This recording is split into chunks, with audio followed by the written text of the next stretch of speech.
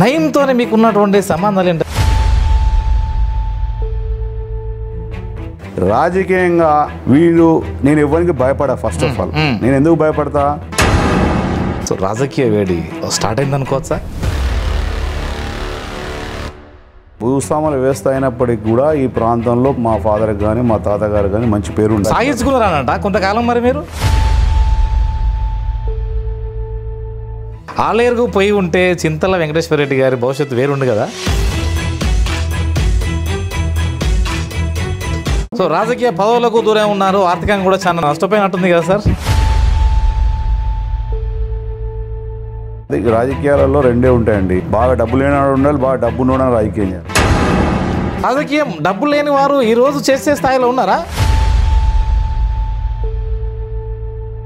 ఇదే సమయంలో ప్యారలాల్గా ఇది 2014కి వచ్చేసరికి కాంగ్రెస్ నుంచి మళ్ళీ ఈ వైపు ఎందుకు రాగలిగారు?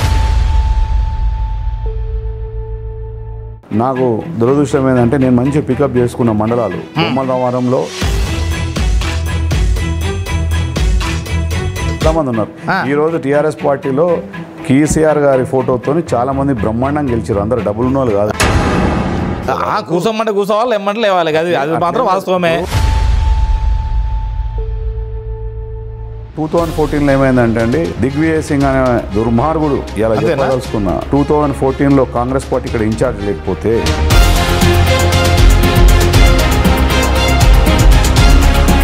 పోయిండు, కాళ్ళ మీద పడ్డాడు, మొక్కిండు, అంత మాత్రమే కానీ మోసం చేసిండు అని వాళ్ళు అంటారు కదా. ఇప్పుడు రాజకీయాలు ఆ రోజు ఉన్న పరిణామాలు వేరే, ఈ రోజు ఉన్న పరిణామాలు వేరే. సార్ నమస్కారం. నమస్తే కృష్ణ గారు. బాగున్నారా సార్? బాగున్నా సార్. సో రాజకీయ వేడి కొద్దిగా స్టార్ట్ అయింది అనుకోవచ్చా? రాజకీయ వేడి మీరు చూస్తూ ఉన్నారు, రోజు రోజుకి పరిణామాలు మారుతూ ఉన్నాయి. కర్ణాటక ఎలక్షన్స్ తర్వాత ఇంకా పరిణామాలు మారుతూ ఉన్నాయి. ఎలా కొంత స్పీడ్ ఏమన్నా మీరు చేశారా? రాజకీయాలు చేసేది ఏముందండి, మేము మాది సుమారుగా మీరు స్పీడ్ పెంచారా అని? సుమారుగా 36 సంవత్సరాల నుంచి నేను ఫుల్ టైం పాలిటీషియన్ని. స్పీడ్ కానీ మధ్యలో బాగా గ్యాప్ వచ్చింది కదా. గ్యాప్ అనేది ఉండదు, రాజకీయాలు ఎప్పుడు కూడా గ్యాప్ అనేది ఉండదు. ఒకప్పుడు ఈ నియోజకవర్గంలో కాంగ్రెస్ పార్టీ ఏ స్థాయి నుంచి ఏ స్థాయికి తీసుకొచ్చిందో ఇక్కడ ప్రజలందరూ తెలుసు. ఓకే. దాని తర్వాత 2014లో అంటే బ్యాక్ బోన్లో ఉన్నారు. బ్యాక్ బోన్ అని ఏం లేదు. నేను 2000లో కాంటాక్ట్ చేసిన రాజశేఖర రెడ్డి గారు నన్ను youth Congress state general secretary ఉంటే తీసుకొచ్చి పోటీ చేయడం జరిగింది బై ఎలక్షన్లో. దాని తర్వాత ఆయన ఒకటే మాట చెప్పిండు, ఈ ప్రాంతంలో కాంగ్రెస్ పార్టీ ఎదగాలంటే నీ అసలు యువ నాయకుడు ఈ ప్రాంతానికి కావాలని చెప్పి ఆలోచనతో ఆ రోజు ఈ భువనగిరి నియోజకవర్గం నన్ను తీసుకురావడం జరిగింది. నేను చదువుకున్నంతా హైదరాబాద్లో. నేను ఓన్లీ సమ్మర్ హాలిడేస్కి మా ఊరికి వచ్చేవాడిని తప్ప నాకు భువనగిరిలో ఈ ప్రాంతంలో కానీ ఇక్కడ నేను చదువుకోలేదు. ఇక్కడ నాకు ఓన్లీ హాలిడేస్కి మా లాగానే వచ్చేవాళ్ళు అంతే. నేను అడిగింది కూడా హైదరాబాద్లో హిమాయత్ నగర్ సీట్ అడిగాను. ఎందుకు అక్కడ ఎక్కువ పరిచయాలు ఉన్నాయా? పరిచయాలని కాకుండా నేను చదివింది హిమాయత్ నగర్, అక్కడ పాపులర్. నేను యూత్ కాంగ్రెస్ ఎన్ఎస్వేలో ఉన్నాను కాబట్టి. ఓకే. అప్పుడు రాజశేఖర్ గారు ఒకటే చెప్పారు, ఇట్లా మీరందరూ ఊర్లు ఇచ్చిపెట్టి హైదరాబాద్కి వస్తే గ్రామీణ ప్రాంతాల్లో లీడర్షిప్, మీ సొంత ఊరు మీ ప్రాంతంలో డెవలప్ కావాలి మీరు. ఇట్లా హైదరాబాద్ అనేది ఓకే, బట్ నాది కూడా నేను పులివెందులా అని ఎందుకు చెప్పినా, నేను కడపలో చదువుకున్నా, నేను బెంగళూరులో చదువుకున్నా, బళ్ళారిలో చదువుకున్నా, నేను గుల్బర్గాలో చదువుకున్నా. కానీ నా ప్రాంతం అనేది ఇంపార్టెంట్, మన ఊరు మన ప్రాంతం. నువ్వు భువనగిరి నుంచి కాంటాక్ట్ చేయాలని చెప్పి నాకు 1999లోనే ఆఫర్ చేశాడు. మీ సొంత ఊరు భువనగిరి. అప్పటికే ల్యాండ్ లార్డ్స్. నేను ఇక్కడ భువనగిరి అనంతారము మా విలేజ్, మా చుట్టుపక్కల 4-5 విలేజ్లో ల్యాండ్ లార్డ్ నేను. ఇక్కడ మా ఫాదర్ అంటే ఏది పోలీస్ పార్టీలు ఉండేనా? మాలిపాటలు ఎట్లా ఉండే? మాలిపాటలు ఉండే, పోలీస్ పార్టీలు ఉండే, మా ఫాదర్ సర్పంచ్ ఉండే. సో సాగించుకున్నారనంట కొంతకాలం. మరి మీరు సాగించుకునేది అనేది ఏం లేదండి, మా కొన్ని 100 ఎకరాలు గవర్నమెంట్ సీలింగ్లో కూడా మేము వదిలిపెట్టడం జరిగింది. ఇలా కోట్లాది రూపాయల ప్రాపర్టీ. సో సీలింగ్ పోగా ముందైతే ఇంకా సాగించుకున్నట్టే కదా. భూస్వాముల వ్యవస్థ కదా మీదైతే. భూస్వాముల వ్యవస్థ అయినప్పటికీ కూడా ఈ ప్రాంతంలో ప్రజల్లో మా ఫాదర్కి కానీ మా తాతగారు కానీ మంచి పేరు ఉండే ఏరియాలో. నేను పుట్టకముందే నాకు ఊర్లో ఇల్లు ఉంది, భువనగిరిలో ఇల్లు ఉంది, హైదరాబాద్లో ఇల్లు ఉండే మాకు. నేనేదో రాజకీయాలకు వచ్చి ఏదో అందరి లెక్క డబ్బు సంపాదించుకుంటాను మేము రాలేదు. మేము వచ్చింది కూడా ఆ రోజు ఎన్ఎస్వై రాజీవ్ గాంధీ గారిని చూసి స్ఫూర్తితో ఎన్ఎస్వైలో మేము అందరం కూడా యాక్టివ్గా పార్టిసిపేట్ కావడం జరిగింది. అప్పుడు నేను బాగా యాక్టివ్ ఉన్నా అని చెప్పి అప్పుడు సుధాకర్ రెడ్డి గారు యూత్ కాంగ్రెస్ ఎన్ఎస్వై ప్రెసిడెంట్ ఉండి నన్ను పికప్ చేసాడు.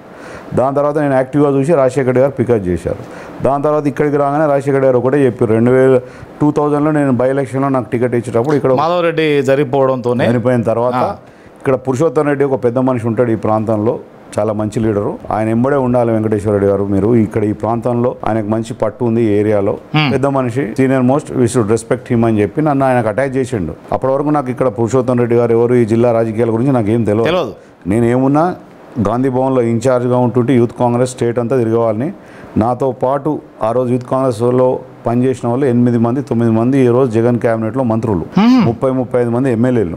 ఆ టైంలో నన్ను రాజశేఖర్ గారు చెప్తే నేను వచ్చి ఎప్పుడైతే 2000 నుంచి ఫుల్ టైం నేను ఇక స్టేట్ పాలిటిక్స్ కాదు, నాకు ఓన్లీ భువనగిరిలో కాంగ్రెస్ పార్టీ ఎట్లా ఇంప్రూవ్ చేయాలని అదే పని మీద ఉన్నా. 2000 నుంచి 2004కి వచ్చే వరకు 2004లో నాది అలయన్స్లో టీఆర్ఎస్కి ఇవ్వడం జరిగింది టికెట్. అయినా నేను ఆ రోజు పనిచేయడం జరిగింది.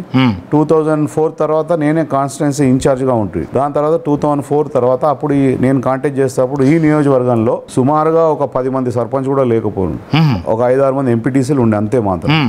అసొంటిది 2004 తర్వాత లోకల్ బాడీస్లో మ్యాక్సిమం గెలిపించుకోవడం జరిగింది. ఓకే, నేను 2009కి వచ్చే వరకు మళ్ళీ రాజశేఖర్ రెడ్డి గారు నన్ను అప్పుడు స్టేట్లో కార్పొరేషన్ చైర్మన్ కానీ ఎమ్మెల్సీ కానీ నాకు ఆఫర్ చేసాం. ఓకే, అప్పుడున్న పురుషోత్తం రెడ్డి గారు ఏమనంటే ఈ ప్రాంతంలో ఈయన ఉండాలి, ఇక్కడ సేవ చేయాలంటే ఇక్కడ లోకల్ ఏదైనా పోస్ట్ చేయాలని చెప్పేసి మార్కెట్ యార్డ్ చైర్మన్ పెట్టి ఇక్కడ అఫీషియల్స్ కానీ అంతా కానీ కాన్స్టిట్యున్సీ డెవలప్మెంట్స్ కానీ ఏదడిగినా పాపం ఏ డెవలప్మెంట్ యాక్టివిటీస్ కూడా మేము చెప్పగానే చేసేవాడు. తర్వాత 2009కి వచ్చే వరకు నాకు దురదృష్టం ఏంటంటే నేను మంచిగా పికప్ చేసుకున్న మండలాలు బొమ్మల రామారంలో సుమారుగా మా కొన్ని గ్రామాలు పోయినాయి. తర్వాత మాకు భువనగిరి మండలంలో మాకు 9 గ్రామాలే మావి ఉండే. కఠినం సుమారుగా 30-32 విలేజ్లు ఆలేరు కాన్స్టిట్యున్సీలో ఉండే, అవన్నీ మాకు యాడ్ అయినాయి. అక్కడ కాంగ్రెస్ పార్టీ చాలా వీక్గా ఉండే. తర్వాత ఏమైంది, ఒలిగొండలో మాకు ఆ రోజు సుమారుగా 4-5 గ్రామాలు ఉండే. మండలం మాకు యాడ్ అయింది. నేను మంచిగా పికప్ చేసుకున్న చౌటుప్పల్ అది పోయింది మండలం. తర్వాత చిట్యాల పార్ట్ ఆఫ్ 8 విలేజెస్ అవి పోయి సడన్ గా మాకు లాస్ట్ మూమెంట్ లో బైఫర్గేషన్ లో రావడం జరిగింది. అయితే రాజశేఖర్ గారు పిలిపించి నాకు ఒకటే ఆఫర్ చేసి, భువనగిరి కన్నా ఆలేరు పోండి, మీరు గెలుస్తారు. ఎందుకంటే ఇక్కడ భువనగిరిలో కొంత అట్లా కదా, ఆయన ఏం ఆలోచించిండో ఆయన దురదృష్టితో మాకు తెలియదు కదా. నేను చెప్పినా లేదు సార్, నేను అయితే ఆలేరు ఆఫర్ ఇచ్చారు. భువనగిరి ఆలేరు 2 కాన్స్టిట్యున్సీలు అప్పుడు నేనే చూసుకునేవాడిని. అయితే అప్పుడు ఏం చేసిండంటే ఆయన ఆలేరు పోమంటే నేను ఎందుకు పోతా సార్, ఆలేరు నా ఊరు భువనగిరి, నా పొరుగు మా సొంత ఊరు భువనగిరిలో వస్తుంది, నేను పక్క కాన్స్టిట్యున్సీ పోను అంటే ఆయన పిలిచి చెప్పిండు, నువ్వు ఈడ పాపులర్ ఉన్నావు ఆడ పాపులర్ ఉన్నావు, నీకు బెటర్ ఆలేరు అవుతుంది, నేను భువనగిరి ఎవరికన్నా వేరే వాళ్ళకు ఆఫర్ చేస్తాను. వద్దు సార్ నాకు నేను చేయాలంటే ఒక పని చేయండి, వద్దు కదా, ఎంపీ కాంటాక్ట్ చేయమన్నాడు. కొత్త పార్లమెంట్ వచ్చి ఆ రోజు నేను మా క్లోజ్ మీటింగ్లో నేను పురుషోత్తం రెడ్డి గారు, రామచంద్రరావు గారు, ఇంకొక అతను కరీంనగర్ ఒక పెద్ద మనిషి ఆయన కూడా చనిపోయాడు, హనుమంతరావు అని, మేము నలుగురమే రాజశేఖర్ గారి దగ్గర ఒక 40 minutes డిస్కషన్ అయింది. కాంటాక్ట్ చేసినప్పుడు 29 years నాకు. నన్ను చూస్తానికి ప్రజలు వచ్చేవాళ్ళు ఊర్లో నుంచి. భువనగిరిలో నేను కాన్స్టిట్యున్సీలో క్యాన్వాసింగ్ పోతే ఇంత చిన్న పిల్లని టికెట్ ఇచ్చారు కాంగ్రెస్ పార్టీ. అప్పుడు కాంగ్రెస్ పార్టీ అంటే సీనియర్ మోస్ట్ ఏజ్డ్ పర్సన్స్ ఉంటుండే. సరే, దాని తర్వాత ఏమైందంటే 2009లో రాజశేఖర్ రెడ్డి గారు చాలా ఫోర్స్ చేశారు నన్ను ఆలేరు బొమ్మని. వద్దు సార్ అని చెప్పిన. ఆలేరుకు పోయి ఉంటే చింతల వెంకటేశ్వర రెడ్డి గారి భవిష్యత్తు వేరుండు కదా. రాజకీయాల్లో భువనగిరి నా ఊరు, నేను తప్పక గెలుస్తా అని చెప్పి నేను ఆశతో ఉన్నా. ఇక్కడ నేను మున్సిపాలిటీని గెలిపించుకున్నా, మండలాలు గెలిపించుకున్నా, కసిరెడ్డి నారాయణ రెడ్డి అని పక్క మండలం ఆయన తీసుకొచ్చి ఇక్కడ చైర్మన్ లో నా పాత్ర అందరికీ తెలుసు ఈ ఏరియాలో. ఆయనని చేసుకున్నా, నేను ఎట్లా ఓడిపోతానని చెప్పి ఒక యంగ్ ఏజ్ లో అంత ఆలోచన ఉండదు. రాజశేఖర్ గారు చెప్పినాక రాజశేఖర్ గారు నాకు సన్నిహితంగా ఉండు కాబట్టి ఆయన మాటను నేను తిరస్కరించే పరిస్థితి ఉండే. అదే నాకు సన్నిహితం లేకపోతే కంపల్సరీ వినేవాళ్ళు. అది కొద్ది దురదృష్టం. నాకు ఒకటి అట్లనే జరిగింది, చిన్నారెడ్డికి ఒకటి అట్లనే జరిగింది, రెడ్డి నాయక్ ఒకటి అట్లనే జరిగింది. మేము ముగ్గురం ఓడిపోయినాం. మేము ముగ్గురం ఆ రోజు గెలిచుంటే రాజకీయాలలో బ్రహ్మాండమైన కీలక పాత్రలు పోషించేవారు. ఎప్పుడన్నా సఫర్ అవుతారా ఈ అంశం పైన? మన అదృష్టాన్ని బట్టి, మన అదృష్టాన్ని ఎవరు కూడా గుంజుకోలేరు, మనకు అట్లా రాసి ఉంది కాబట్టి మనం ఏం చేయలేము. చిన్నారెడ్డి గారు ఆ రోజు గెలిచి ఉంటే చీఫ్ మినిస్టర్ అయ్యే పరిస్థితి ఉండే తెలంగాణ నుంచి. కిరణ్ కుమార్ రెడ్డి ప్లేస్ లో చిన్నారెడ్డి అయ్యేవాడు. అక్కడ రెడ్డి నాయక్ గెలిచి ఉంటే కంటిన్యూ మినిస్టర్ ఉండేవాడు. సో దాన్ని మనం ఏమైనా చేస్తాం. ఓకే, గతం అయిపోయింది. చెప్పండి. సో ఇంకోటి ఇక్కడ ఇదే సమయంలో ప్యారలల్గా అంటే ఇది 2014కి వచ్చేసరికి అంటే ఈ కాంగ్రెస్ నుంచి మళ్ళీ ఈ వైపు ఎందుకు రాగలిగారు? 2014లో ఏమైందంటే అండి, నేను 2009లో ఓడిపోయిన తర్వాత నేను అనుకోకుండా రాజశేఖర్ చనిపోయిన రోషే గారు నాకు చాలా దగ్గర ఉండే, కిరణ్ కుమార్ రెడ్డి ఇంకా దగ్గర ఉండే. వాళ్ళు చాలా డెవలప్మెంటల్ యాక్టివిటీస్లో మాకు బ్రహ్మాండంగా మాకు అన్ని విధాలా సహకరించారు. మరి అయితే అప్పుడు ఏమైందంటే అంత కూడా బ్రహ్మాండంగా ఉండే. అంతలో ఏమైంది, తెలంగాణ మూమెంట్ అనేది ఒకటి స్టార్ట్ అయింది. తెలంగాణ డివైడ్ అయిపోయింది. తెలంగాణ డివైడ్ అయిపోయే వరకు నాకున్న సపోర్టర్స్, నాకు పెద్ద నాయకులు కూడా, నేను ఎక్కువ రాయలసీమకు సంబంధించిన నాయకులే నాకు చాలా బ్రహ్మాండంగా ఉండేవాళ్ళు, నాతో బాగుండేవాళ్ళు. ఓకే. తెలంగాణ వచ్చే వరకు ఏమైంది, నేను 2 సార్లు ఓడిపోతాను కూడా మా జిల్లాలో పెద్ద పెద్ద నాయకులకు, వీనికి ఆంధ్ర రాష్ట్రంలో చాలా పరిచయాలు ఉంది. ఈ జిల్లాలో ఒకసారి ఎమ్మెల్యే అయితే వెరీ స్ట్రాంగ్ అవుతారని చెప్పి నా మీద ప్రతి ఒక్క నాయకుడు రాయేసిండు ఈ నియోజకవర్గం గెలవకుండా. తెలంగాణ వచ్చే వరకు ఏమైందంటే, తెలంగాణలో ఈ కాన్స్టిట్యున్సీకి వచ్చే వరకు వాళ్ళు ఏం చేసిండు, అంతకుముందు రాజగోపాల్ రెడ్డి గారిని కూడా నేనే ఎంపీగా ఆయన నా దగ్గరికి రావడం జరిగింది, నేను సపోర్ట్ చేయడం జరిగింది. ఇప్పుడు పురుషోత్తమరావు చెప్పడం జరిగింది. రాజశేఖర్ రెడ్డి గారి దగ్గర కూడా మేము ఆయన అబ్సెన్స్లో కూడా చెప్తే రాజశేఖర్ గారు ఫస్ట్ వద్దన్నాడు. తర్వాత ఆయన దగ్గర కూడా చాలా మంది వద్దన్నప్పుడు కూడా ఒక యువకుడు మేమంతా కలిసి ఉన్నాం. కోమటిరెడ్డి వెంకటరెడ్డి, నేను మీ సపోర్ట్ ఎక్కువ. కోమటిరెడ్డి వెంకటరెడ్డి నేను కలిసి యూత్ కాంగ్రెస్ మేమంతా కలిసి ఉన్నాం. NSU youth Congress. నేను జనరల్ సెక్రటరీ ఉంటే ఆయన సెక్రటరీ ఉండే, తర్వాత ఆయన జనరల్ సెక్రటరీ అయ్యిండు. సరే, అదొక ఆర్గనైజేషన్లో ఉన్నాం, అంతా ఎంగేజ్ కదా, బాగుంటుంది అనుకున్నాం. ఆయన వచ్చిన తర్వాత సంపన్న వర్గాలే, మళ్ళీ సంపన్న వర్గాలను ఎప్పుడు కూడా మేము కేర్ చేయమండి. డబ్బులు ఇవాళ ఉంటాయి పోతాయి. ఇవాళ నేను కాంటాక్ట్ చేసిన రోజు ఈ జిల్లాల నాయకులు ఇవాళ టీఆర్ఎస్లో ఉన్న ఎమ్మెల్యేలు ఎవరు కూడా వాళ్ళకు ఆ స్థాయిలో ఎమ్మెల్యే గురు కాదు, రాజకీయాలు ఆలోచించే స్థాయిలో వాళ్ళు లేరు ఆ రోజు. కాబట్టి రాజకీయాలలో డబ్బులు అనేది ముఖ్యం కాదు. సో రాజకీయ పదవులకు దూరం ఉన్నారు, ఆర్థికంగా కూడా చాలా నష్టపోయినట్టుంది కదా సార్. నష్టం అంటే రాజకీయాలలో రెండే ఉంటాయండి. డబ్బు లేనివాడు రాజకీయం చేయాలి, బాగా డబ్బు లేనివాడు ఉండాలి, బాగా డబ్బు ఉన్నవాడు రాజకీయం చేయాలి. రాజకీయం డబ్బు లేని వారు ఈ రోజు చేసే స్థాయిలో ఉన్నారా? ఎందుకు లేరు, వస్తున్నారు, చాలా మంది ఉన్నారు. ఈ రోజు టీఆర్ఎస్ పార్టీలో కేసీఆర్ గారి ఫోటోతో చాలా మంది బ్రహ్మాండంగా గెలిచారు. అందరు డబ్బులు ఉన్న వాళ్ళు కాదు. కూర్చోమంటే కూర్చోవాలి, ఎమ్మంటే లేవాలి, అది మాత్రం వాస్తవమే. ఒకటి, ఇప్పుడు ఒక నాయకుని వల్ల ఒకప్పుడు రాజకీయాలలో ఎన్టీ రామారావుతో చాలా మంది కూడా స్థాయికి వచ్చారు. అంతే.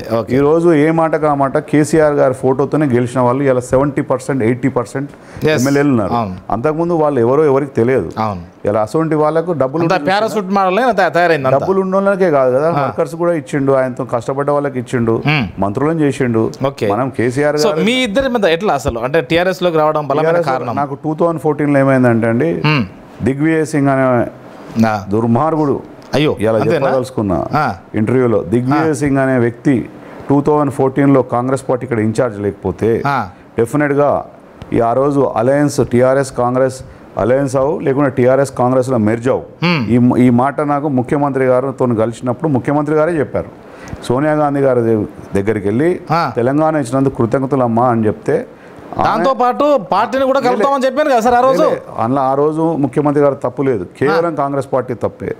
ఎట్లా అంటే సోనియా గాంధీ గారు ఏం చేశారంటే, ఈయన ఇమీడియట్గా రిజైన్ చేయమని అడుగుతారు, జైన్ గమ్మని చెప్తారు అనుకుంటే, సోనియా గాంధీ గారు ఏం చేశారంటే పోయి దిగ్విజయ్ సింగ్ కలవమని చెప్తే, దిగ్విజయ్ సింగ్ దీన్ని చాలా ఇక్కడున్న తెలంగాణ లీడర్స్ మాటలు విని ఈ కేసీఆర్ గారిని ఎప్పుడు కూడా ఇలా మాట్లాడదాం రేపు మాట్లాడదాం అని చెప్పి డిలే చేస్తే ఇదంతా ఎటో పరిస్థితి ఎటో ఉంది. ఏ రోజైతే కాంగ్రెస్ పార్టీకి నా అవసరం ఉంటుందో ఆ రోజు నేను సాయం చేస్తా అని చెప్పి ఆలోచనతో ఆయన బ్యాక్ రావడం జరిగింది. లేకుంటే కేసీఆర్ గారు ఎట్లా నమ్మాలి? ముఖ్యమంత్రి గారు ప్రతి ఒక్కరికి నాకు చెప్పే అవసరం లేకుండే. నేను జాయిన్ అయిన రోజు నేను డైనింగ్ టేబుల్ మీద వారితో మేమందరం సంభాషణలో క్లియర్గా చెప్పిండు. దిగ్విజయ్ సింగ్ చేయబట్టే కేసీఆర్ టీఆర్ఎస్ పార్టీని మెర్జ్ చేయలేదు. దిగ్విజయ్ సింగ్ కాలాపన్న చేయబట్టే కాలేదు, ఆయన వాంటెడ్లీ చేసిండు, అది చేసినందుకే కాలేదు. కానీ మరి ఈ రోజు కాంగ్రెస్ వాళ్ళు ఒక రాజకీయాలు ఆ రోజు ఉన్న పరిణామాలు వేరే, ఈ రోజు ఉన్న పరిణామాలు వేరే. ఆ రోజు సీఎం గారు చాలా చిత్తశుద్ధితో తన కుటుంబాలను అందరం తీసుకుపోయిండు, కాళ్ళ మీద పడ్డాడు, మొక్కిండు, అంత మాత్రమే కానీ మోసం చేసిండు అని వాళ్ళు అంటారు కదా. ఇప్పుడు వాళ్ళు మోసం చేసిండు అనేది తప్పదండి. ఎందుకంటే రాజకీయాల్లో వచ్చినప్పుడు ఇలా నన్ను ఒకరు ఇలా రాజకీయాల్లో ఆ రోజు ఒక కలగా అన్నాడు సీఎం గారు, ఒక ఉద్యమం చేసిండు. తెలంగాణ సోనియా గాంధీ ఇచ్చినందుకు చాలా కృతజ్ఞతగా ఉన్నాడు ఆ రోజు. వాళ్ళు దాన్ని ఉపయోగించుకోలేదు. మన ముఖ్యమంత్రి గారిని తప్పు పట్టడం లేదు, ఏమాత్రం కూడా సందేహం లేదు. ఆ రోజు కాంగ్రెస్ పార్టీ ఖచ్చితంగా ముఖ్యమంత్రి గారిని ఆ రోజు రిజైన్ చేయమని మెర్జ్ చేయమని చెప్తే మెర్జ్ చేసేవాడు. వాళ్ళు దాన్ని ఓ సిస్టమేటిక్గా చేయకుండా ఆ రోజు కాలయాపన ఇవ్వడం వల్ల కాదండి, తనకు కూడా ఒక ఆలోచన వచ్చింది. బిల్లు పెట్టి ఆ రోజు పార్లమెంట్లో పాస్ చేసే ముందు ముఖ్యమంత్రిని పిలిచి నువ్వు జైన్ గా అంటే జైన్ అయ్యేవాడు. వాళ్ళ కేవలం వాళ్ళ మిస్టేక్ వల్ల జరిగింది తప్ప మనం ఈ విషయంలో ముఖ్యమంత్రి గారిని బ్లేమ్ చేసే పరిస్థితి లేదు. వాళ్ళు దాన్ని యూజ్ చేసుకోరాలేదు. వాళ్ళు ఎటువంటి భ్రమలు, నేను కాంగ్రెస్ పార్టీ ఇంటర్నల్ గా ఉన్నా, ప్రైమ్ మినిస్టర్ దగ్గర మీటింగ్ కు నేను పోయినా, ప్రెసిడెంట్ ఆఫ్ ఇండియా దగ్గర నేను పోయినా, తెలంగాణ రిప్రజెంటేటివ్స్ దాంట్లో నేను చాలా పాత్ర ఉన్నారు. ఆ రోజుల్లో నేను కూడా ఉన్నా. ఆ రోజు ప్రతి మీటింగ్ లో పోయినాం. వీళ్ళకు అసలు కింద ఎవరు వారు గెలిచే స్థాయిలో లేని నాయకులు ముఖ్యమంత్రి ఆశతో గవర్నమెంట్ వస్తుందని చెప్పి ఆశతో ఎవరిని పట్టించుకునే పరిస్థితి. ఇంత అంటే దగ్గరుండి చూసిన మీకు కేసీఆర్ ఎందుకు అన్యాయం చేసింది మరి? అన్యాయం చేస్తున్నాను కాదు, కాదా? లేలే చెప్తాను. నేను ఆ రోజు ఉన్న పరిస్థితులు ఏమైందంటే 2014లో నాకు టీఆర్ఎస్ నుంచి ఆఫర్ వచ్చింది. ఓకే. కానీ నేను కాంగ్రెస్ వారిలో ఉన్నాను, నాకు తప్పకుండా టికెట్ వస్తుందనే ఆశతోనే ఉన్నా. నేను గెలిచేవాడిని కూడా ఇక్కడ. కాంగ్రెస్ పార్టీ 2014లో రాకపోవడానికి కారణం ఓన్లీ దిగ్విజయ్ సింగ్. నా ఒక్కనికే కాదు, కాంగ్రెస్ పార్టీ అధికారంలో రాకపోవడానికి కారణం కూడా దిగ్విజయ్ సింగే. సుమారుగా 20-25 టికెట్లు పనికి వాళ్ళకి ఇచ్చేసి ఈ జిల్లాలో కూడా 5-6 సీట్లు గెలిచే సీట్లను నాశనం చేసినదే దిగ్విజయ్ సింగ్. వాస్తవం చెప్పాలంటే ఇలా దిగ్విజయ్ సింగ్ చేయబట్టే 2014లో కాంగ్రెస్ పార్టీ ఓడిపోవడం జరిగింది. లేకపోతే ఆ రోజు కాంగ్రెస్ పార్టీకి సుమారుగా 45-50 సీట్లు వచ్చే పరిస్థితి ఉండే. ఎందుకంటే తెలంగాణ ఇచ్చింది మేమే, ఇచ్చింది కాదు. ఈ జిల్లాలో పక్క కాన్స్టిట్యున్సీలో స్రవంతికి ఇచ్చుంటే ఆ రోజు గెలిచేవాళ్ళు. ఎక్కడ కూడా అన్నీ కూడా సరిగా వేయలేదు. మా దగ్గర స్రవంతికి ఇచ్చిన గెలిచేవాళ్ళు, ఇంకా మిర్యాల కూడా అట్లనే చేసిండు. అన్ని సీట్లు కూడా చాలా గందరగోళంగా క్యాస్ట్ ఈక్వేషన్స్ అని ఆయనకి ఇష్టం ఉన్న టికెట్ ఇచ్చేసి కొందరు మాటలు విని అన్ని నాశనం చేసిండ్రు. కాంగ్రెస్ పార్టీ ఈరోజు కేసీఆర్ గారు గెలిచే వాళ్ళకి టికెట్ ఇస్తా సర్వేలు అంటుండు రాహుల్ గాంధీ గారు. బ్రహ్మాండంగా ఉంది. అది ఆ విధంగా ఆ రోజు చేయలేదు. ఎవరు ఇష్టం ఉన్నట్టు వాళ్ళు లాస్ట్ మూమెంట్ లా గడబడ చేసేసి టికెట్లు ఇచ్చేసి ఆ రోజు నేను ఒకటే డిసైడ్ చేసుకున్నాను, నాకు దిగ్విజయ్ సింగ్కి వార్ రూమ్లో మా ఇద్దరి ఘర్షణ జరిగింది. మా ఇద్దరితో పాటు నాతో పాటు ఇవాళ ఉన్న దామోదర్ రెడ్డి గారు ఉన్నారు, భిక్షమయ్య గౌడ్ ఉన్నారు, పాల్వాయి గోవర్ధన్ రెడ్డి ఉండే, స్రవంతి ఉండే, ఉత్తమ్ కుమార్ రెడ్డి కూడా ఉండే. నేను ఆయన అన్న, నువ్వు 2 సార్లు ఓడిపోయినావు, నీకు ఎట్లా ఇవ్వాలి టికెట్ అన్నాడు. నేను ఏం మాట్లాడుతున్నాండి, నీకు అవగాహన లేకుండా మాట్లాడుతున్నావు, నువ్వు ఒక జనరల్ సెక్రటరీ, ఇంత సీనియర్ లీడర్వి. ఫస్ట్ టైం నేను ఓడిపోయింది కేవలం మాధవ్ రెడ్డి అనే ఒక మినిస్టర్ని ఇండియాలో ఫస్ట్ టైం బ్లాస్ట్ చేస్తే సానుభూతితో ఉన్నా, అది ఎట్లా కౌంట్ చేస్తారు? సెకండ్ టైం నేను ఓడిపోయినా అనుకోండి, వేరెవర్ రీజన్స్ నేను ఓడిపోయినా, ఫస్ట్ది ఎట్లా కౌంట్ చేస్తారు? నువ్వు ముఖ్యమంత్రిగా నువ్వు 2 సార్లు ఓడిపోయినావు, నువ్వు ఒక టాప్ మోస్ట్ లీడర్వి, నీ పర్ఫార్మెన్స్ బ్రహ్మాండం ఉందంటే నువ్వు 2 సార్లు ఓడిపోయినావు, నీకు ఈ పదవి ఎందుకు, నువ్వు జనరల్ సెక్రటరీ నీకెందుకు ఇవ్వాలి, ఇప్పుడు నువ్వు ఎందుకు ఆశపడుతున్నావు అన్న వరకు నా మీద సీరియస్ అయ్యండి ఆయన. ఏం మాట్లాడుతున్నా, నువ్వేం మాట్లాడుతున్నావు, ఈ పార్టీలో నీకెంత సీనట్టు, నేను అప్పటికే 30 ఏళ్ళు దాటింది, నువ్వు యూ కెనాట్ క్వశ్చన్ మీ అని చెప్పి మా ఇద్దరు ఘర్షణ జరిగింది బాగానే అందరి ముందు.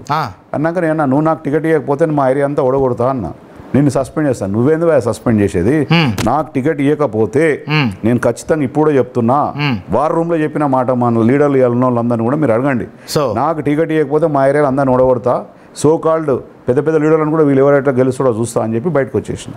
అక్కడ ఉన్న టేబుల్ని తన్ని వచ్చిన అందరి ముందు. వచ్చినాక మళ్ళీ నాకు సాయంత్రం ఇదే ఉత్తమ్ కుమార్ రెడ్డితో మాట్లాడించి, అట్లా కాదండి వెంకటేశ్వర రెడ్డి గారికి ఎమ్మెల్సీ ఇస్తాము, ఈ క్యాస్ట్ ఈక్వేషన్ అంటే క్యాస్ట్ లేదు, ఈక్వేషన్స్ లేవు, ఎవరు గెలిస్తే వాళ్ళకి ఇవ్వండి, ఇలా గవర్నమెంట్ రావాలి, మీరు క్యాస్ట్ ఈక్వేషన్ ఒట్టిగా నా మీద రుద్దకండి. సో ఆ రోజే ముందు హెచ్చరించారు. హెచ్చరించుడేది అందరి ముందు మాట్లాడి వార్ రూమ్ లా. బయట చిరంజీవి ఉన్నాడు, ఇంద్రకరణ్ రెడ్డి ఉండే ఆ రోజు జయనేతానికి, వార్ రూమ్ లో నేను తన్ని వస్తుంటే అందరు చూసిండ్రు. అదేం మామూలు విషయం కాదు అది. వార్ రూమ్ లో ఎక్కడైతే తెలంగాణ ఇచ్చి డిసైడ్ చేసే రూములనే నాకు దిగ్విజయ్ సింగ్ ఘర్షణ జరిగింది. మీకున్న ధైర్యం ఏంది మరి? ఇక్కడ ధైర్యం ఏందండి, మనిషికి దమ్ముండాలి, లీడర్ అన్నోనికి దమ్ముండాలి. నా ధైర్యమే నేనే నా ధైర్యం, నేను ఎవరి మీద డిపెండ్ కాను, నేను ఫస్ట్ నుంచి కూడా అంతే self made man. So at the same time ఇదే సమయంలో అనుకుంటాను నయీంతోనే మీకు ఉన్నటువంటి సంబంధాలు ఏంటి? నయీంకు నాకు సంబంధమే లేదు, ఒట్టిగా నాకు పడని వాళ్ళు ప్రచారాలు చేస్తూ ఉంటారు. వాడు ఎవడో నయీం నాకే తెలియదు. ఈ నియోజకవర్గంలో నేను వచ్చినాక, ఈ భువనగిరికి వచ్చినాక నేను 2000 సంవత్సరం వరకు నేను చెప్పాను భువనగిరి రాలేదని. 2000 సంవత్సరంలో నేను భువనగిరిలో వచ్చిన తర్వాత ఉర్సు అని ఒకటి ఉంటుంది ఇక్కడ మస్జిద్ దగ్గర, ఉర్సు జరుగుతుంటుంది. ఎవ్రీ టైం నేను ఉర్సు కార్యక్రమాన్ని నేను పోతా ఉంటాను. ఆ ఉర్సు కార్యక్రమం గెస్ట్గా నేను ఎవ్రీ టైం నన్ను పిలుస్తూ ఉంటాను, మైనారిటీస్ నేను పోతూ ఉంటాను. 2005 అనుకుంటా, 2005లో నయీంని కూడా అక్కడ పిలవడం జరిగింది. అప్పటికే జనజీవన స్రవంతిలో కలిసిపోయింది ఆయన. నాకు తెలియదు అది, ఎందుకంటే నేను నా పొలిటికల్ యాక్టివ్ నేను బిజీ ఉంటే ఎవరినో పిలుస్తే అందరిని పిలుస్తే చాలా మంది. సో నేను పోయే వరకు అక్కడ ఏమైందంటే అండి, అక్కడ అందరూ పోలీసు వాళ్ళు ఉన్నారు, అందరు ఉన్నారు. అప్పటికి కూడా నాకు ఒకటి ఎస్కాట్ వెహికల్ ఉంటుండే, నేను అక్కడ ఉన్నప్పుడు డిఎస్పీ వచ్చారు, అందరు ఉన్నారు, బందోబస్తులు ఉన్నారు. అడిగి రాగానే ఒకటి వచ్చి, సార్ నయీం కూడా వస్తుంది సార్ అంటే, ఆయన కూడా పిలిచిండే అన్న. లేదు సార్ ఈడంటే వాళ్ళ ఇల్లు అనుకునే ఉంటుంది. సరే వస్తారా నాకేంది పోతున్నా అంటే, లే అన్న వచ్చేసిండు అని ఆపేసారు. ఆపేసే వరకు ఆయన దిగిండు, కలిసిందే నేను ఆడ ఫస్ట్ టైం ఆయన కలిసింది. వ్యాపార సంబంధాలు ఉన్నాయి, ఇవన్నీ రకరకాలు ఉన్నాయి. నాకు వ్యాపారమే లేదు ఈ రోజు వరకు, చెత్త నా కొడుకులు మాట్లాడతారు ఇవన్నీ. నిజంగా దమ్ముంటే చెత్త నా కొడుకులను ప్రూవ్ చేయమనండి. నాకు పడని నా కొడుకులు నా మీద ఏం నెగిటివ్ లేదు. నేను చెప్తాను, మీకు క్లారిఫై కావాలి. అవసరము. కొంతమంది ఆ రోజు 2005లో జరిగింది. ఆయన రిసీవ్ చేసుకున్నారు జనాలు, నన్ను రిసీవ్ చేసుకున్నారు. మేమిద్దరం కలిసి లోపలికి పోయినాం. ఆయన చూస్తానికి కూడా జనాలు చాలా మంది వచ్చారు. ఆయన ఫస్ట్ టైం బయటకు వచ్చిండు, పోలీస్ ప్రొటెక్షన్ తో వచ్చిండు ఆయన. అయితే లోపలికి పోయినాం, బయట అక్కడ మీటింగ్ పెట్టి మాట్లాడినాం. ఆయన వెళ్ళిపోయింది, నేను వెళ్ళి వచ్చేసిన. నాకు ఆ రోజే చూసినా, ఇంకా మళ్ళీ ఆయన చూడలే నేను. అదే ఫస్ట్ రోజు, చివరి రోజు. అది ఎవడని నమ్మని నమ్మకపోండి, నేను లక్ష్మీనరసింహస్వామిని చాలా నమ్ముతా. ఆయన మీద ప్రమాణం చేసి చెప్తున్నా, ఇచ్చిన కొడుకులు నాకు పడని నా కొడుకులు నా గురించి మాడితే వాళ్ళకి నేను ఆన్సర్ ఇచ్చే అవసరమే లేదు. అయితే ఆ ఇన్సిడెంట్ అయిపోయింది, వెళ్ళిపోయింది, నాకు సంబంధం లేదు. రాజకీయంగా వీళ్ళు నేను ఎవరికి భయపడా. ఫస్ట్ ఆఫ్ ఆల్ నేను ఎందుకు భయపడతా, నేను ఎవరికి ఆశపడా. ఫస్ట్ అన్ని ఉన్నాయి ఇక్కడ. నేను ఒకటే చెప్తాను, ఆర్థికంగా బలంగా ఉన్నారు. నేను పుట్టే వరకే నాకు హైదరాబాద్లో ఇల్లు ఉండే, మా ఊర్లో పెద్ద ఇల్లు ఉంది, భువనగిరిలో 1/2 ఎకర్లో మా ఇల్లు ఉంటుంది. నేను ఒక భూస్వామి కుటుంబం నుంచి వచ్చిన, మా ఫాదర్ కాంట్రాక్టరు, నేను చదువుకుంది హైదరాబాద్ లో. నాది ఫ్యామిలీ, మా పెద్ద ఫ్యామిలీ. నేను ఎవరినో చిల్లరగానే లేక ఆడ పైసలు ఆడుకుంటూనైతే ఎవరికైనా భయపడతా. నా దగ్గర ఉన్న డబ్బులు ఖర్చు పెడితే నేను రాజకీయం చేస్తా. ఇంకోటి కూడా ఇవాళ ప్రెస్ కి ఇవాళ మీరు కాబట్టి చెప్పండి, 2000 సంవత్సరంలో నన్ను పోటీకి తీసుకొచ్చిన ఇదే రాజశేఖర్ రెడ్డి గారు నాకు 25 లక్షల రూపాయలు పార్టీ ఫండ్ ఇస్తా, మేము ఖర్చు పెడతాం ఈ ఏరియాలో, ఒక్క రూపాయి కూడా ఇవ్వలేదు. బై ఎలక్షన్లో ఒక్క రూపాయి కూడా ఇవ్వలేదు. నా కెపాసిటీ ఉంది, నేను పెట్టుకున్నా, నేను ఎలక్షన్ కొట్లాడినా. ఆ ఏజ్ 29 ఇయర్స్లో ఆ రోజు సుమారుగా ఎంత డబ్బులు పెట్టినా ఇవాళ రికార్డ్ పరంగా చెప్పాను. కానీ ఆ రోజే దాదాపు కొన్ని ఎకరాల ల్యాండ్ అమ్ముకున్నారు అన్నప్పుడు ఈ ఊర్లోనే అమ్ముకున్నాం. దాని తర్వాత అమ్ముకోవడం జరిగింది. ఇప్పుడు సుమారుగా 200-300 కోట్లు ఉన్నా ఆ వర్త్ 250 కోట్లకు తక్కువ ఏం లేదు. కానీ ఎందుకు మీరు అన్నారు, నీ ధైర్యం ఏంటంటే నేను సెల్ఫ్ మేడ్ మ్యాన్, ఎవరిని భయపడా. రాజకీయాలు నాకు ఎవరు చెప్తే రాలేదు. నేను కాలేజీలో ఉన్నా, స్కూల్లో ఉన్నా, నేను సెల్ఫ్ మేడ్. నా గురించి పాత హిస్టరీ అడగండి, నేను ఎవరికి భయపడలేదు, ఎవరికి లొంగను. నాకు ఇష్టం ఉన్న దగ్గర నేను పోతా లైక్ చేస్తే ఆయన ఎంబడి అట్లే ఉంటా. లైక్ చేయకపోతే ఎంత పెద్ద ఉన్నా నేను. బెంగళూరులో ఏమైనా కొంత వ్యాపారం అన్నారు కదా, నిజమేనా? నాకు బెంగళూరు ఇక్కడ రకరకాలు అంతా, నాకు ఏడ వ్యాపారం లేదు, నాకు అసలు వ్యాపారమే లేదు. బ్యాచ్ మొత్తం బెంగళూరు బ్యాచ్. ఇప్పుడు భువనగిరిలో అప్పుడు దిగిందంతా అన్నారు. వీళ్ళంతా ఎవరండి? వీళ్ళు నేను 2000 పోటీ చేసినప్పుడు వీళ్ళ అడ్రస్లు లేని వాళ్ళు, వీళ్ళంతా ఎవడో ఎవరికి తెలియదు. వీళ్ళ గురించి నేను మాట్లాడే నా స్థాయి కూడా కాదు. ఇవాళ పైసలు సంపాదించవచ్చు. పైసలు నేను అనుకుంటే పైసలు, నేను పుట్టుకతోనే డబ్బులు ఉన్నవాడిని కాబట్టి నేను పైసల మీద ఆశ లేదు, నాకు భూమి మీద ఆశ లేదు. వీళ్ళంతా ఇవాళ రేపు భూములు లేను, వీళ్ళ డబ్బులు ఉన్నోళ్ళ లేనోళ్ళ మీరు ఎంక్వైరీ చేయండి. వాళ్ళ గురించి నేను ఎందుకు మాట్లాడాలి, వాళ్ళు నా స్థాయే కాదు. 2014లో సో చేదాకా వచ్చింది, వెళ్ళిపోయిన తర్వాత నేను డిసైడ్ చేసుకున్నా, నేను టికెట్ నా ఎంబడు తిరిగే వెంకటేష్ అతనికి ఇవ్వడం జరిగింది.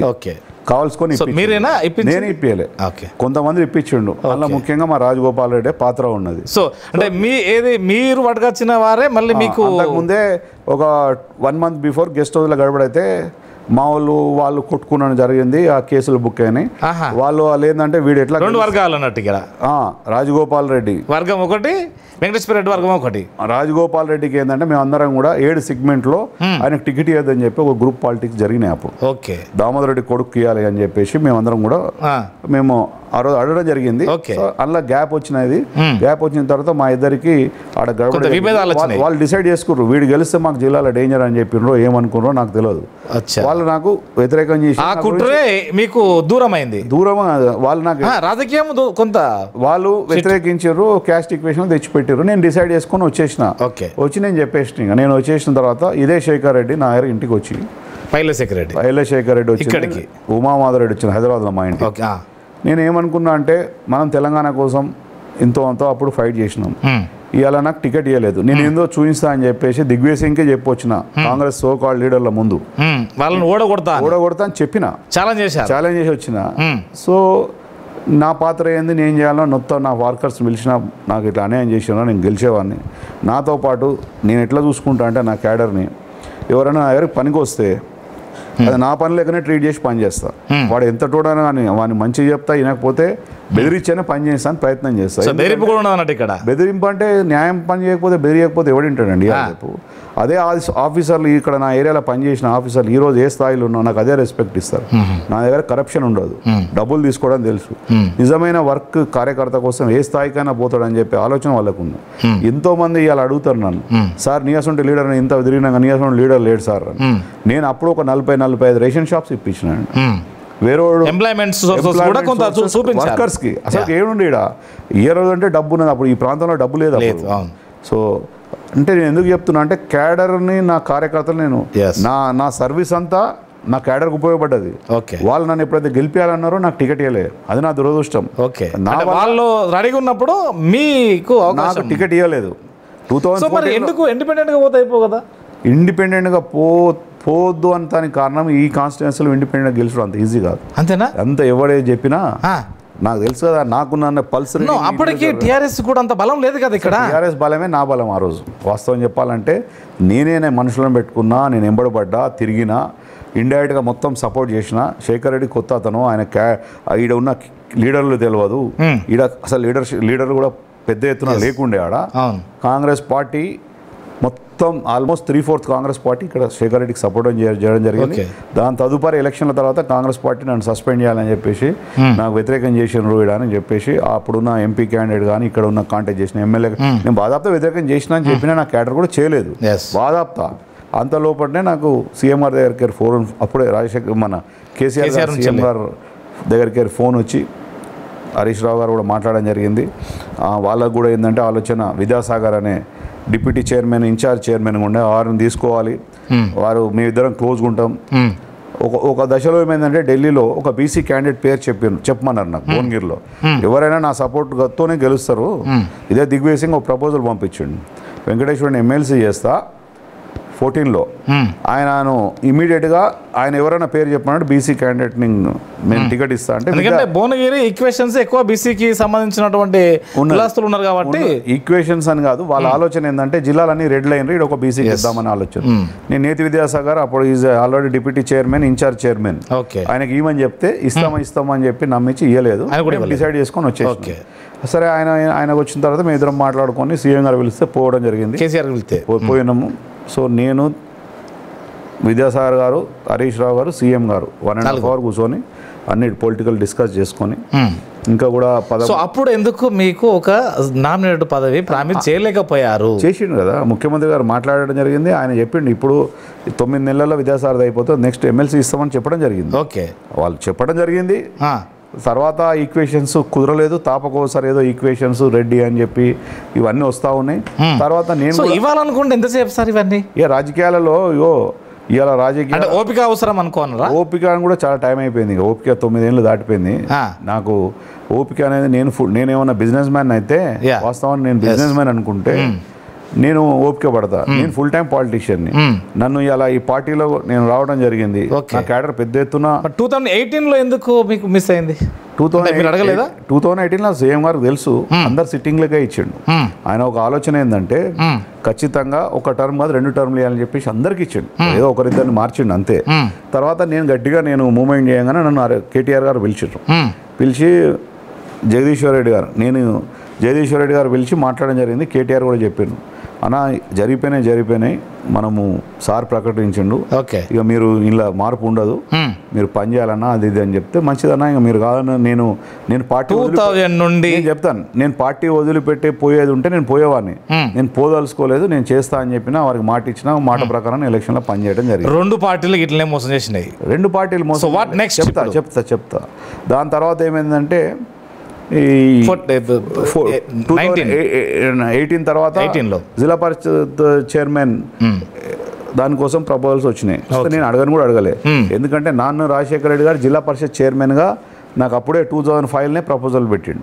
నేను వద్దని చెప్పి నేను కాంటాక్ట్ చేయొద్దు, నాకు ఒకటే మాట చెప్పిండండి ఆ రోజు పురుషోత్తమ రెడ్డి గారు, లోకల్ బాడీస్లో పోవద్దు వెంకటేశ్వర రెడ్డి, లోకల్ బాడీస్లో పోతే మనకి ఇబ్బంది అవుతుంది, నువ్వు ఇక్కడ ఎమ్మెల్యే క్యాండిడేట్గా ఉన్నావు, నీకు అవసరం లేదని చెప్తే నేను అదే ఆలోచనతో, నాకు దాని మీద ఆలోచన కూడా లేదు. అయితే నేను నల్గొండ జిల్లా పరిషత్ చైర్మన్కే నాకు రాజశేఖర్ చెప్తే కూడా నేను ఇనలేదు ఆ రోజు. అప్పుడు ఉమ్మడి ఈ చిన్న 17 మండలాలకు నాకెందుకు, నాకు వద్దు అని చెప్తే లే అవసరం అని చెప్పి కొంతమంది జిల్లా పెద్ద నాయకులు కూడా నాకు చెప్పడం జరిగింది. మళ్ళీ అడిగినాం. దాంట్లో అప్పుడు ఏమైందంటే ఉమామాధవరెడ్డి గారు జైనయ్య కొడుకు, వాళ్ళ కొడుకు కోసం ఆమె రికమెండ్ చేసుకుంది.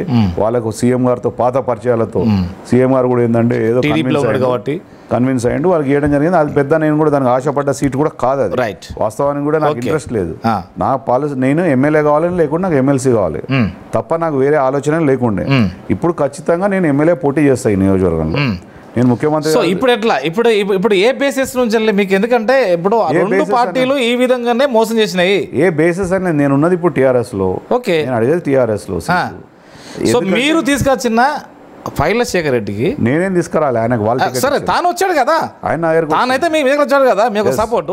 సో మీరు సపోర్ట్ చేసి గెలిపించిన అతని పైన సో మీరు ఎట్లా ఎక్స్పెక్ట్ చేస్తున్నారు ఇప్పుడు? ఎందుకు చేయనండి, ఆయన ఇదేమన్నా 2 సార్లు ఎమ్మెల్యే అయింది చాలా. సో ఏం పట్ట కాదంటారు ఇది? ఎవరికేం పట్ట కాదు, ఆశించే వాళ్ళు చాలా మంది ఉంటారు. నాది ఒకటే పాయింట్ ఇప్పుడు కూడా చెప్తున్నా. ఓకే, ఈ భువనగిరి నియోజకవర్గంలో లోకల్లోనికి ఎవరికి టికెట్ ఇచ్చినా ఐఎమ్ రెడీ. అందులో సో తాను నాన్ లోకల్ కాబట్టి ఇవ్వకూడదు. నాన్ లోకల్ కాదు, 2 సార్లు అంతే, 2 సార్లు ఇచ్చారు చాలు. ఇంకేందండి, ఆయన పెద్ద బ్రహ్మ విద్య వచ్చినోడా? ఆయన ఏందని, ఆయన వాట్ ఈజ్ ఏంది, ఆయన సాక్రిఫైస్. ఆ రోజు మరి ఏందని మీరు సపోర్ట్ చేశారు? టికెట్ ఇచ్చినా చేయవలసి వచ్చింది. అప్పుడు నేను కొత్త కదా, నేను పార్టీలోకి నేను కాంగ్రెస్ పార్టీలో ఉన్నా. కాంగ్రెస్ పార్టీని ఓడగొడతానికి ఏది బెటర్ అని చూసుకున్నా. ఆ రోజు కాంగ్రెస్ పార్టీని ఓడగొట్టడమే ఏకైక లక్ష్యం ఇది. ఎస్, నేను ఆ రోజు చెప్పిన, ఈ రోజు చెప్తున్నా, రేపు కూడా చెప్తా. ఆ రోజు ఏంది పాలసీ, దిగ్విజయ్ సింగ్ ఛాలెంజ్ చేసి వచ్చిన కాబట్టి నేను అదే స్టాండ్ మీద ఉన్నా. ఓకే, దాని తర్వాత రెండోసారి కేటీఆర్ చెప్పిన చేసిన. సో ఇప్పుడు మీ అధిష్టానాన్ని ఏ విధంగా ఒప్పించడమా, లాబింగ్ ఇంకోటా ఏంటి, ఏం చేయబోతున్నారు? అధిష్టానం కూడా మొత్తం సర్వేలు చేయిస్తుందండి. వాట్ ఈస్ వాట్ అనేది సర్వేలో ఏం తెలుతుందో. సో ఈసారి కూడా సిట్టింగ్ లే అని చెప్పారు మరి? అట్లేం లేదు, ఎవరు అట్లా సిట్టింగ్ అని ఏడ చెప్పలేదు. వాళ్ళు సర్వేలు జరుగుతున్నాయి, సర్వేలు ఏమొస్తో చూద్దాం, అప్పుడు నా డిసిషన్ ఉంటుంది. నేనేం తొందరపడాలి? నాకు ఇంకా కేసీఆర్ గారు నమ్మకం ఉంది. నేనేందో వారికి తెలుసు, ఈ నియోజకవర్గంలో నేనేందో మీరేందో తెలుసు కాబట్టి కాంగ్రెస్ వాళ్ళు మిమ్మల్ని దూరం పెట్టారు. అవును. సో ఎందుకంటే తాను కనుక ఒకవేళ అయితే కాంగ్రెస్ లో అన్ని పదవులు ఎంజాయ్ చేసిన దిగ్విజయ్ సింగ్ మూర్ఖుడు వల్ల నేను దూరమైన, అంతే. నేను ఎందుకంటున్నా ఇక్కడున్న లోకల్ వాళ్ళు కూడా తాను ఏకవై మేకైతాడన్న ఉద్దేశంతో అది ఉంటుంది, రాజకీయాల భయం ఉంటుంది. సో ఇప్పుడు టీఆర్ఎస్ వాళ్ళు కూడా అట్లా అనుకోవచ్చు కదా? వాళ్ళు ఏమనుకోరు. ఎందుకు అనుకోరు అంటే సీఎం గారు ఈసారి అందరికి అవకాశాలు ఇచ్చిండు. సో పర్ఫార్మెన్స్ చూస్తాడు, పర్ఫార్మెన్స్ ప్రకారంగా 2014 కావచ్చు, మళ్ళీ ఏది నెక్స్ట్ టర్మ్ కావచ్చు, ఎమ్మెల్సీ అన్న ఇస్తే మీరు ఇంత ఏది ఊపులో ఉండపోయేవాళ్ళు కదా. వాస్తవానికి ఎమ్మెల్సీ ఇచ్చే ఆలోచనలో ఉండవచ్చు, కానీ అది పరిస్థితులు ఎట్లున్నాయంటే అది 2 సీట్లో 3 సీట్లకు కాంపిటీషన్ చాలా ఉంది. అందరు కూడా టీఆర్ఎస్లో జాయిన్ అవ్వడం జరిగింది. మనం ఆశపడ్డది కూడా ఎమ్మెల్యేనే. నాకు దట్టు భువనగిరి ఎమ్మెల్యేనే. నాకు నేను ఎమ్మెల్యే కావదలుచుకుంటే నేను ఎంపీ కావదలుచుకుంటే నేను 2014లో కాదు 2009లోనే ఎంపీ. నా ఆలోచన నేను భువనగిరి ఎమ్మెల్యే నా టార్గెట్. ఎప్పటికీ అదే టార్గెట్లో ఉంటా, అదే విధంగా పనిచేస్తా. మీరు అనుకుంటున్నారు నేను వచ్చి ఇక్కడ ఊపిపోయి నేను వచ్చి ఇక్కడ వచ్చి మూమెంట్ చేస్తే అది నాకు లాభం కన్నా నష్టం అవుతుంది. సో కేసీఆర్ గారు ఒకటే కేటీఆర్ గారు ఒకటే చెప్పారు, నేను ఇక్కడ వచ్చి హడావిడి చేస్తుంటే ఒకరికి అవకాశం ఇచ్చినాం, ఆయన ద్వారా నడవని. నా కెపాసిటీ ఉంది, నేను ఏ రోజైనా ఈ నియోజకవర్గంలో నాకంటూ ఓ గ్రూప్ ఉంది, నాకంటూ ఓ బ్రాండ్ ఉంది, నేను ఏదైనా చేయగలుగుతానే కెపాసిటీ ఉంది నాకు. ఓకే, రెండు వర్గాలు తయారైనాయి ఇక్కడ. ఇప్పుడు వర్గాలు అనేది వర్గం అనేది ఉండదు. టీఆర్ఎస్ లో ఉన్న వాళ్ళు చాలా మంది పార్టీకి ఖచ్చితంగా పార్టీకి కమిట్మెంట్. సో టీఆర్ఎస్ లో ఉన్న వాళ్ళు కూడా ఆల్రెడీ ఏదో ఉద్యమ సమయంలో ఉన్న వాళ్ళు కూడా ఇందులో నుంచి వెళ్ళిపోయారు, చాలా మంది పోయినరు. నా కమిట్మెంట్ నా క్యాడర్ నా ఎంబడే ఉంటుంది. నేను రేపు పొద్దున నేను నాకు వద్దురాబోయి పార్టీ అన్న రోజు నా క్యాడర్ నా ఎంబడే వస్తారు, నాకు తెలుసు అది. సో అంటే చాయిసెస్ కూడా ఉందన్నట్టు, నేను నాకు టికెట్ అడుగుతున్నా, నాకు నమ్మకం ఉంది. టికెట్ ఇవ్వని రోజు నా డిసిషన్ నాకు ఉంటుంది. మోసపోడు కాదు. రాజకీయాల్లో నమ్మకం అనేది ఇంపార్టెంట్. నాకు ఇంకా కూడా కేసీఆర్ మీద నమ్మకం ఉంది. కేసీఆర్ నమ్మిన వాళ్ళంతా మొత్తం ఎక్కడ పోయారో అది కూడా ఒకసారి లిస్ట్ అవుట్ చేసుకోండి సార్. వాళ్ళ సంగతి నాకు అనవసరం, నా విషయంలో నాకు నమ్మకం ఉంది. ఎట్లా నమ్మకం ఉంది అంటే ఆయన ఒక సర్వే అంటుండు, ఖచ్చితంగా ఈయనకు సీట్ ఇస్తా అంటలేడు. సర్వేలో డెఫినెట్గా నాది టాప్ ప్రియారిటీలు ఉంటుందని నేను అనుకుంటున్నాను. ఒకవేళ మీరు వస్తే పైల శేఖర్ రెడ్డి చెయ్యంది ఏంటిది, మీరు చేయబోయేది ఏంటి? అసలు ఈ నియోజకవర్గంలో చాలా పనులు ఉన్నాయి చేసేది. నేను వస్తే ఇట్లా ఉండదు. నేను ఎమ్మెల్యే ఉంటే వేరే పార్టీలు ఇక్కడ కనిపించకు, అదే తేడా ఉంటుంది. వెంకటేశ్వర రెడ్డి, పైల శేఖర్ రెడ్డి. ఇవాళ టీఆర్ఎస్ నన్ను ఉపయోగించుకుంటే ఈ నియోజకవర్గం కాదు, నేను ఒక్కటే పెద్ద గొప్ప చెప్తలేను, యాదాద్రి డిస్టిక్లో వేరే జెండా ఎగురటానికి కష్టం ఉండే పరిస్థితి ఉంటుండే. వాళ్ళు ఉపయోగించుకోలేదనే నా బాధ. ఎందుకు దాటిపోయింది? ఏం దాటిపోలేదు ఇప్పుడు, అంతే కదా. ఇప్పుడు కూడా నాకు టాప్ లీడర్స్ అంతా మొత్తం మీద మొన్నటి సభలో రకరకాలు కాంగ్రెస్, ఇంకొకటి ఈ కాంగ్రెస్, ఈ శ్రీనివాస్ రెడ్డి నాకు చాలా దగ్గర మిత్రుడు. ఓకే, నా ఎంబడి తిరిగిన వాడే, నా దగ్గరకు వచ్చేవాడే, వీడికి నా ఊరికి కూడా వచ్చేవాడే. నా లింక్స్ నాకు ఉంటాయి. ఓకే, వ్యాపార సంబంధాలు కొన్ని ఉండవచ్చు. వ్యాపారం నాకు అసలు వ్యాపారం లేదండి, మీరు పొరపాటు పడుతున్నారు. వ్యాపారమే లేదు నాకు, వ్యాపారం అనేది లేదు. ఈ వ్యాపారంలో వెంకటేశ్వర రెడ్డి పార్ట్నర్ అని నీకు రాసి ఇచ్చేస్తా. చెత్త నా కొడుకులు, ఫాల్త్ నా కొడుకులు, నాకు పడని వాళ్ళు, నా మీద ఏం ఇవి ఏం లేక క్రియేట్. నయం గాడేవాడండి, నయం గానికి నాకేం సంబంధం? వాడు ఆయన ముఖం ఒకటేసారి చూసినరా గాడిది కొడుకులారా అంటే పడని నా కొడుకులు ప్రచారం చేస్తారు. నా మీద ఏం ప్రచారం చేస్తారు? వీళ్ళ దగ్గర ₹1,00,000 తీసుకున్నా, ₹1,00,00,000 తీసుకున్నా చేయమని నేను ఎవరి దగ్గర తీసుకోలేదు. నేను ఏదైనా స్ట్రేట్ ఫార్వర్డ్ మాడతా, కోపం వస్తే తిడతా, దగ్గర ఉంటే ప్రేమ చేస్తా, అంతే తప్ప ఈ లాలూచీలు చెంచాగిరీలు చెంచాగిరి రకం కాదు. రుబాబుగా ఉంటా, రుబాబుగా పనిచేస్తా, అది నా పాలసీ.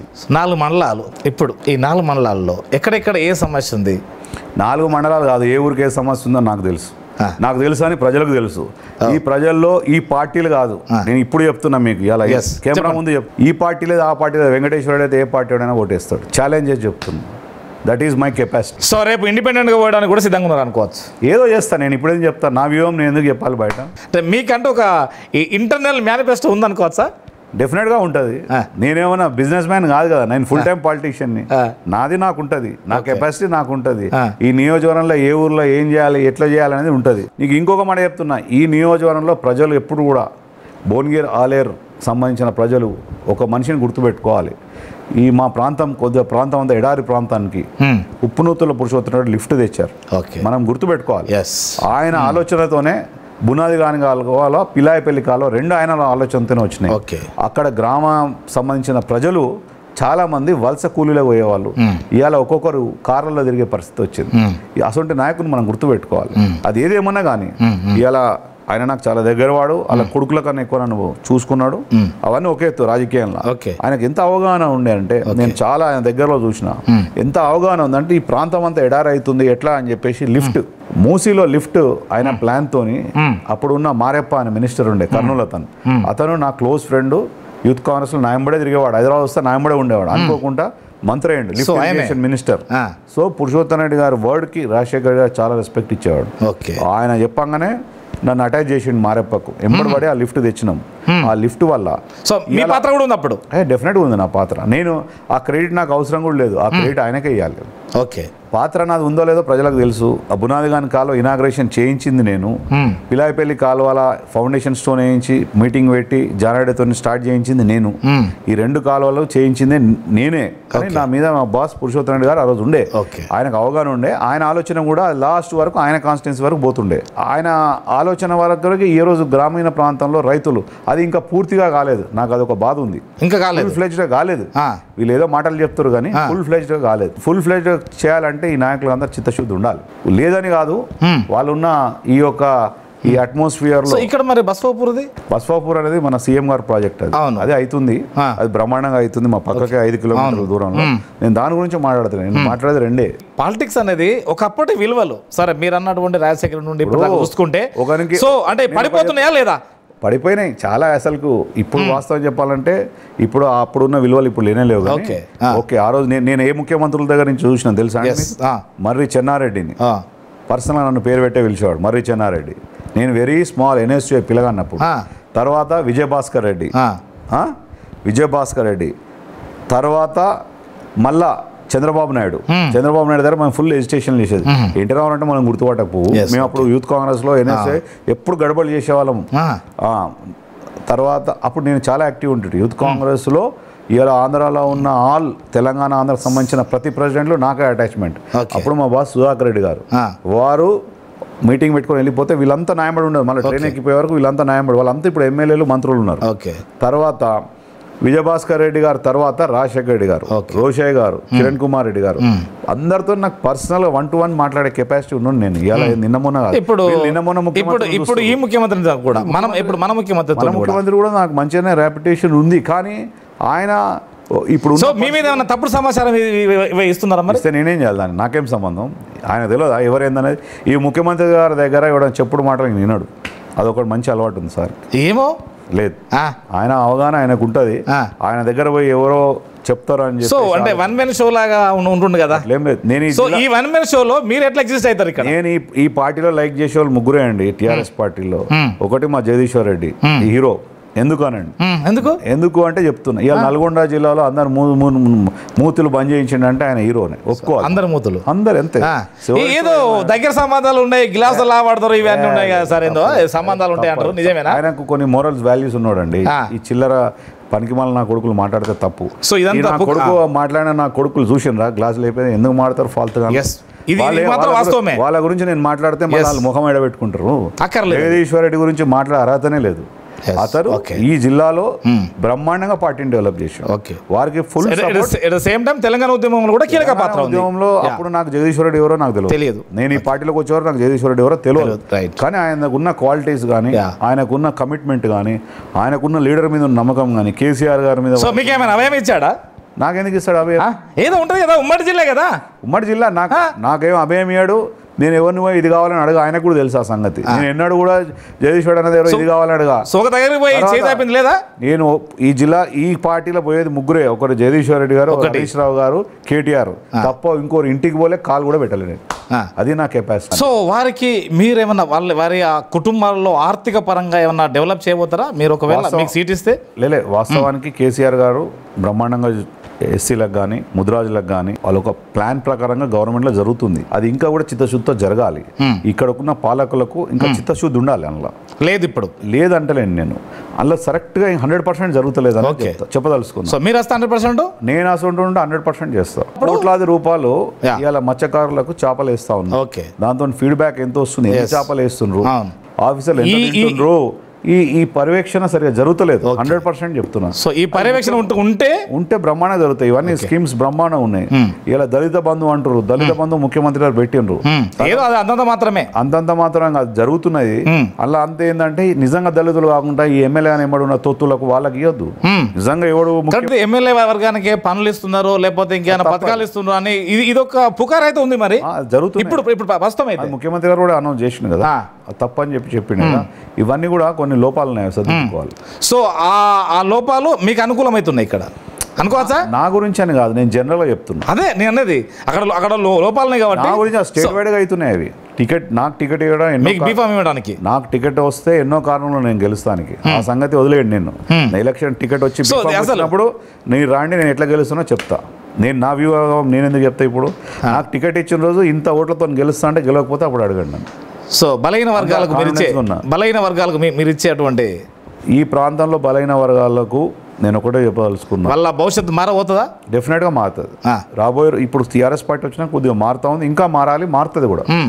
ఇప్పుడు చాలా మందికి కూడా అన్ని చేయి వృత్తులు చేసే వాళ్ళకు అన్ని కూడా ఈ ప్రభుత్వం సపోర్ట్ చేస్తుంది. కానీ ఓటు విలువ అనేది తెలుసుకోలేకపోతున్నారు కదా. తెలుస్తుందండి, దానికి టైం పడుతుంది. ఉత్తరప్రదేశ్లో చూడండి, వాళ్ళకన్నా మనం చాలా బెటర్గా ఉన్నాం. ఇక్కడ మనం ఇవాళ ఒక వన్ డేలోనే అన్ని కావాలంటే కాదు. ఉత్తరప్రదేశ్లో చూడండి, ఆడికి కంపేర్ చేస్తే మనం చాలా బెటర్. మనం ఇలా ఇండియాలో ఉన్న అన్ని స్టేట్స్లలో Telangana is the best state, మనం ఒప్పుకోవాలి. ఇలా ముఖ్యమంత్రి కేసీఆర్ వచ్చిందా డెవలప్మెంట్ అనేది జరిగింది. ఆయన స్టైల్లో ఆయన జరిగింది.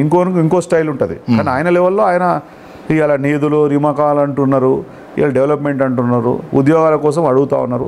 అది జరుగుతున్నది, సిస్టంలో ప్రాసెస్లో జరుగుతుంది. యూత్కి ఇచ్చేటువంటి ఆలోచన తప్పకుండా యూత్ కూడా అందరూ కూడా ఆలోచించాలి. ఎవరైతే మీ కష్టానికి అందుబాటులో ఉండి మీ కష్టం వచ్చినప్పుడు మీ ఎంబడి ఉన్నవాడే లీడర్ అనేవాడు ఎట్లుండాలంటే, నా కష్టానికి ఈయన నా ఎంబడి ఉంటాడు రా అన్నోని మీరు నమ్మండి. ఈ కల్లుబొల్లు మాటలు చెప్పి దొంగలు రాజకీయాల కోసం వచ్చి అవసరాల కోసం వచ్చి అటువంటి దొంగల్ని నమ్మొద్దని నేను చెప్పదలుచుకోను. మీరు చూశారు కదా, ఇండైరెక్ట్గా ఈ చాపడం కన్నా మీ కుటుంబాలు ఏసే విధంగా ఆర్థికంగా బలోపేతం కావాలంటే సార్ మాట చెప్పారు. సో ఆలోచన మీది, ఆచరణ మీది. నమస్కారం సార్. Thank you Krishna.